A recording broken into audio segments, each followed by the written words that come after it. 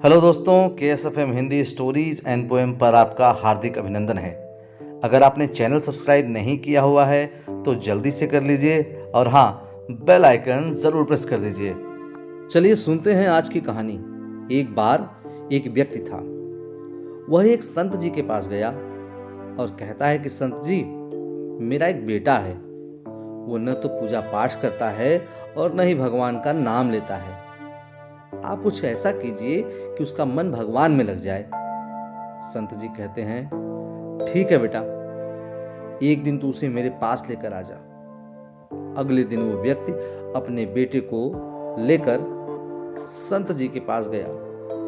अब संत जी उसके बेटे से कहते हैं, बेटा बोल राधे राधे। बेटा कहता है, मैं क्यों कहूँ? संत जी कहते हैं, बेटा बोल राधे राधे। वो इसी तरह से मना करता रहा और अंत तक उसने यही कहा, मैं क्यों कहूँ राधे राधे।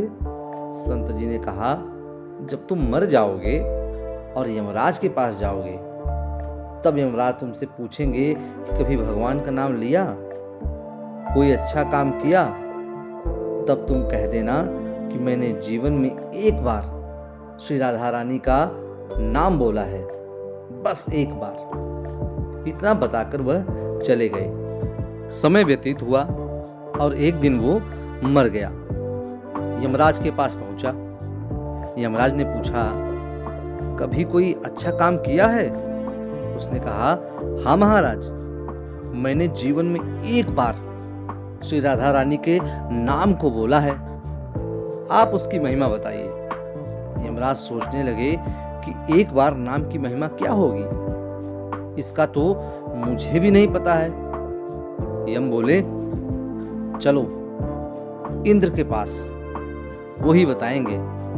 तो वो व्यक्ति बोला, मैं ऐसे नहीं जाऊंगा, पहले पालकी लेकर आओ, उसमें बैठ कर जाऊंगा। यमराज ने सोचा, ये बड़ी मुसीबत है।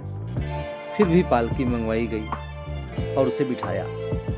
4 कहार लग गए। वो बोला, यमराज जी, सबसे आगे वाले कहार को हटाकर उसकी जगह आप लग जाइए। यमराज जी ने ऐसा ही किया। फिर सब मिलकर इंद्र के पास पहुंचे और बोले कि एक बार श्री राधा रानी के नाम लेने की महिमा क्या है?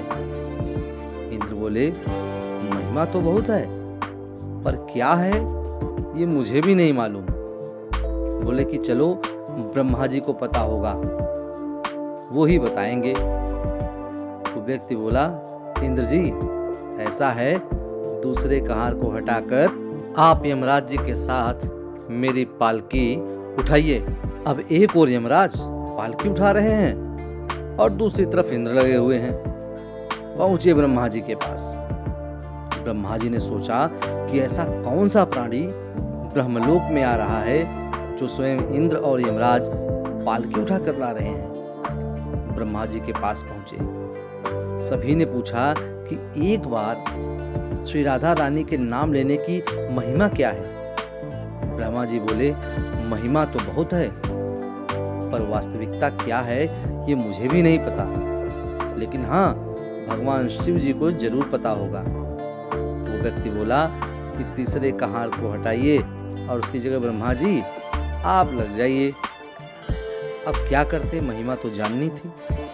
अब पालकी के एक और यमराज हैं, दूसरी तरफ इंद्र और पीछे ब्रह्मा जी हैं।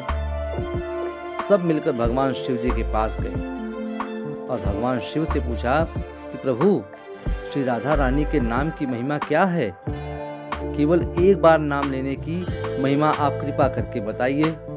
भगवान शिव बोले कि मुझे भी नहीं पता, लेकिन भगवान विष्णु जी को जरूर पता होगी। वो व्यक्ति शिव जी से बोला कि अब आप भी पालकी उठाने में लग जाइए।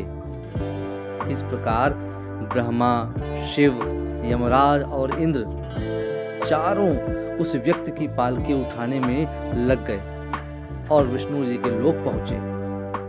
विष्णु जी से पूछा कि एक बार श्री राधा रानी के नाम लेने की महिमा क्या है? विष्णु जी बोले, अरे, जिसकी पालकी को स्वयं मृत्यु का राजा यमराज, स्वर्ग का राजा इंद्र, ब्रह्मलोक के राजा ब्रह्मा और साक्षात भगवान शिव उठा रहे हों, इससे बड़ी महिमा क्या होगी।